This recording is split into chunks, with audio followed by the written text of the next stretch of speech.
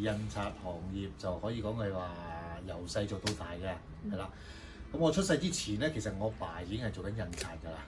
嚇，咁我講翻我爸先啦。咁啊，我爸咧其實就係戰後，即係打完仗之後啦，1945年和平之後啦，咁啊大概咧就1947年到啦。咁啊喺鄉下落嚟香港揾食嘅。就最初嗰陣時咧，我阿爸就梗係打工㗎啦，嚇，咁啊就學師啦。咁因為咧，我哋學山，唔知有冇大家聽過呢個地方？係啦，喺廣東江門五邑其中一個地方嚟嘅。咁我哋好多家鄉嘅人咧落到嚟香港咧，都會從事有幾個行業嘅。當其時咧就有4個行業咧，就係我哋家鄉嘅人落到嚟香港咧，都好多人做嘅。咁啊，第一個咧就係僱衣，我諗而家冇乜人聽過㗎啦嚇。咁第二個咧就係賣茶葉。咁第三咧就係影相，第四咧就係印刷，係啦。咁我阿爸咧就跟啲阿叔輩啦，咁就入咗一間印刷公司咧，就做學徒嘅。咁我阿爸咧落到嚟咧就係學排版嘅，學排版嘅。咁啊大概做咗7年到啦。咁就有一日咧個晴天霹靂，咁我阿爸咧就收到一封解僱信，係啦。咁咧就因為嗰間公司生意唔好，咁就辭退咗我阿爸。咁我阿爸咧就當其時咧就自立門戶，咁就開咗呢一間鋪頭㗎啦。咁就喺我出世之前咧就已經係自己開咗呢間鋪頭啦。咁就講翻我咧就係50後，1950幾年出世㗎啦。咁咧就當其時嘅香港嘅經濟，因為戰後咧就百廢待興啦，咁所以咧就經濟開始係好蓬勃嘅。咁我講翻我哋呢一個活字印刷呢一個行業啦，咁啊其實咧就好需要大量嘅人手嘅，因為全部都係手作嚟嘅。咁所以咧就我哋好細個已經要幫手㗎啦。就大概讀小學3、4年班啦，即係10歲之前咧，今日已經要幫屋企手㗎啦。咁就當其時唔係話入唔入行啊，而係需要人手上。咁我哋幫手嘅，梗係唔係話做一啲好粗重嘅嘢啦。咁啊，做一啲走走趯趯啊，走去買字粒啊，即係買順豐啊，去做電板啊，即係啲比較需要周圍走嘅嘢嚟嘅，係啦。咁啊當然啦，再大啲嘅就學執印切釘嘅工序。咁啊當然係由釘裝方面學起啦，譬如話數紙啦，點樣黐即係動齊啲紙啊咁樣。咁啊跟住咧就學切紙，然後跟住就學印嘢，跟住咧就學排版。咁所以你問我幾時開始入行嘅咧？咁就可以講係10歲之前啦。咁就唔係話自己願意做嘅，當其時就係放學揼低咗個書包，第一時間就要走去買啲紙粒翻嚟啊，買啲紙張翻嚟啊咁樣。咁啊第一時間就要做呢啲嘢㗎啦嚇。咁所以咧就做咗都超過50幾年㗎啦。最好生意係70、80年代嗰陣時，係啦。因為香港嗰時嘅經濟好起飛嘅，係啦，咁就好多嘢做喎嗰時真係，譬如講印嘢啦，我哋一般嗰陣時請啲伙計咧就係朝9晚6，晏晝11點至2點係食飯休息時間，即係上晝4個鐘，下晝4個鐘，就8個鐘嘅。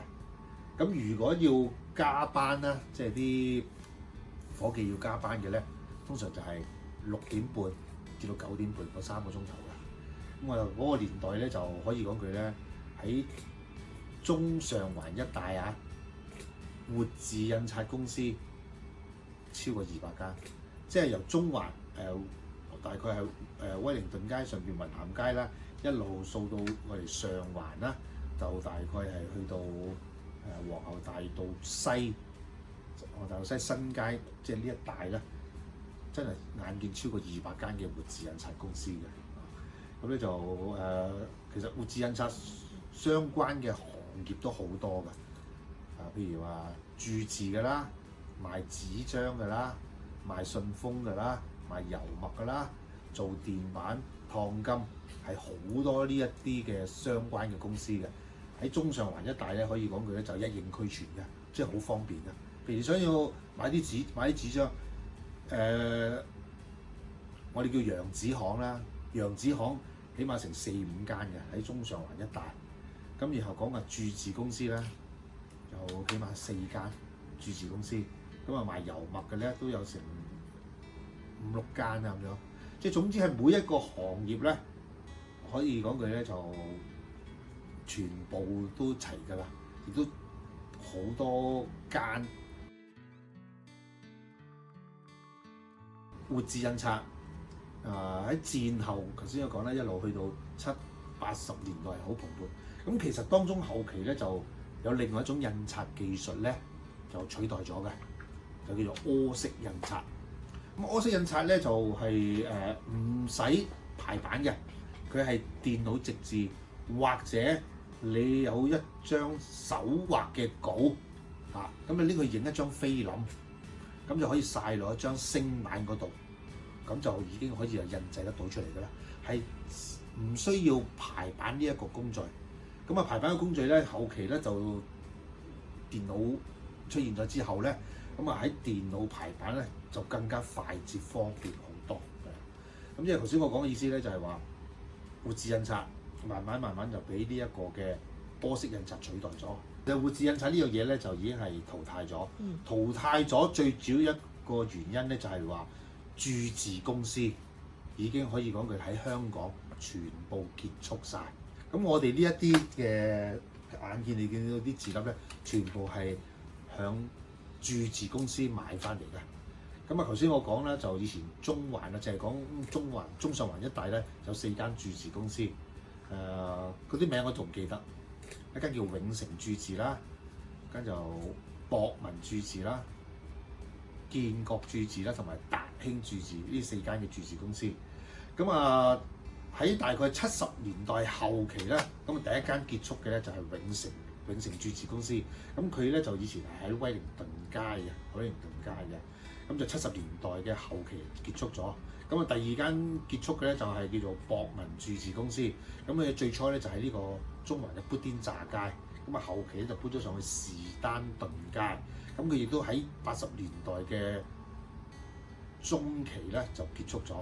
跟住有一間頭先我講嘅叫建國鑄字公司啦。咁佢以前喺中環嘅結志街嘅，咁亦都喺差唔多90年代之前啦而係結束咗。最後一間咧叫達興鑄字公司，咁就喺中環嘅卑利街嘅。大概喺90年代初啦，結束晒。其實鑄字公司結束就最主要一個原因咧，就係頭先我講咧有柯式印刷取代咗。柯式印刷其實喺70年代嘅後期咧已經引進入香港㗎啦。咁就慢慢咧，好多人咧就知道，咦，柯式印刷方便快捷好多㗎喎。咁所以咧，頭先我講嗰200幾間嘅活字印刷公司咧，都慢慢轉型做柯式印刷。當然要買過另一種嘅印刷機㗎啦咁樣。好啦，一路咧就喺70年代，跟住慢慢80年代，咁你又一路咧，啲人慢慢咁轉，咁啲人轉咗做柯式印刷，其實就即係冇人幫襯鑄字公司㗎啦嘛。咁冇人幫襯鑄字公司嘅，咁呢啲鑄字公司慢慢就結束晒。鑄字公司結束，其實就代表咗活字印刷已經係淘汰咗㗎啦。因為我哋排一個版需要100粒字粒，但係我最終得嗰99粒，我咪空咗個窿喺度㗎嘛，冇字粒補充喎，就真係冇辦法印㗎啦。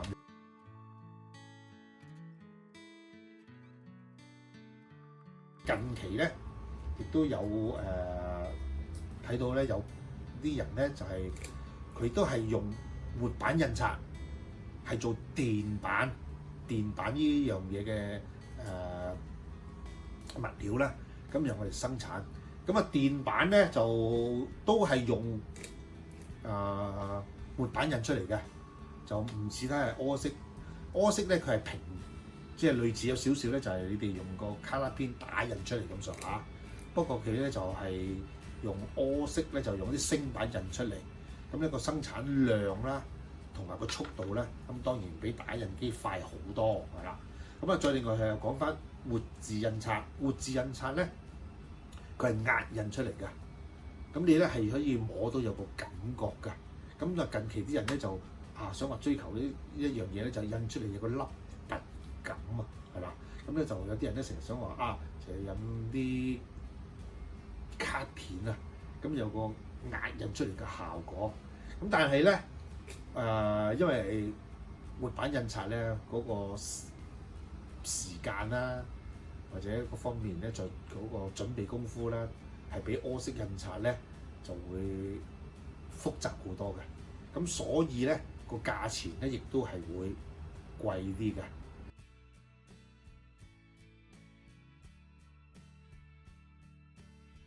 我阿爸咧就喺戰後落嚟香港揾食嘅，咁就大概係1945年咧，1945年咧就自立門戶，就開咗呢間鋪頭。咁眨下眼都超過60年㗎啦，係嘛？咁60幾年啦。咁就我爸同埋我媽都過咗身嘅，咁就留低呢個家當俾我啦。咁我爸一番心血，係啊，咁亦都喺一個光輝歲月中咧，都即係養活咗我哋成家嘅。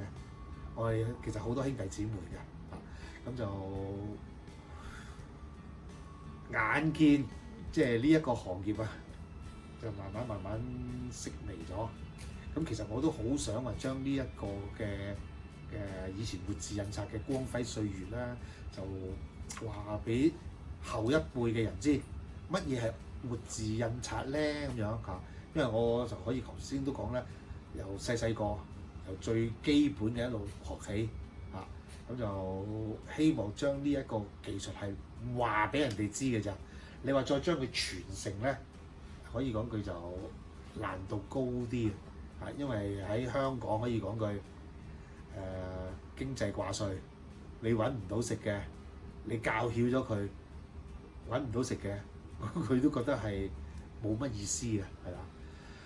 咁所以話你話我點解會一路 keep 落去咧？就係因為呢一個嘅情意結啦嚇，就希望咧就唔想喺我手上散咗去。咁但係咧我啲細路咧都好大個㗎啦，我啲仔女都好大個㗎啦，揾唔到食，我都唔強求佢哋傳承落去嘅。咁就有朝一日可能就真係要送晒俾人哋都未可料㗎啦，因為揾唔到食。咁但係有啲有心人咧，就希望仲 keep 住呢一種嘅文化喺度。因為如果你話將佢賣咗俾啲回收公司，咁就真係變咗冇晒呢一個嘅文化傳，即係俾人了解啊。咁所以咧就我都希望我做得一日嘅就得一日，就亦都搞咗一啲工作坊咧，咁就介紹呢個活字印刷嘅過去。俾大家了解下。